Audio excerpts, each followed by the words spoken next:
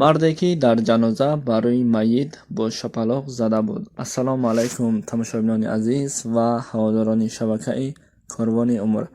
аз шумо хоҳиш мекунам пеш аз хулоса баровардан ба маънои қисса гӯш диҳед ва баъдан фикри худро ҳатман дар комментария нависед.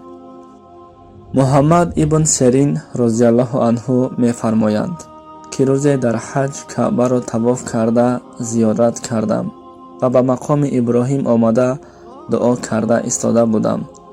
дуои як нафареро шунидам ки чунин дуо мекард: ё худовандо, бар ман раҳм бикун, аммо гуноҳи манро мебахшӣ ё не? гӯён дуо мекард.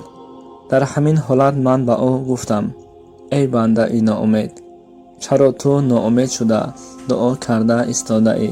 гуфтам. ӯ бошад бар ман нигоҳ карда гуфт: ту намедонӣ ман як гуноҳи хеле вазмин кардаам? гуфт.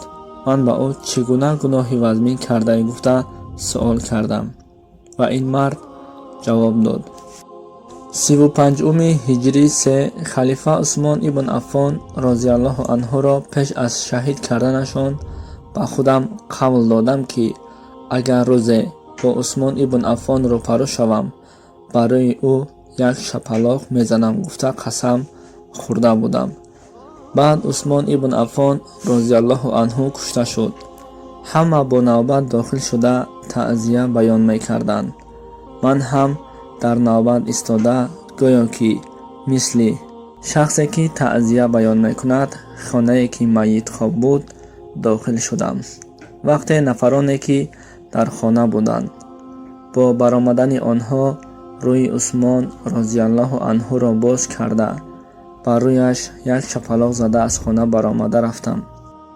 аз байн чанд рӯзе нагузашта бо дасте ки зада будам, мисли навдае ки қоқ мешавад, дасти ман ҳам қоқ шуда монд, гуфта бар ман дасти росташро нишон дод. дар ҳақиқат дастонаш қоқ шуда монда буд.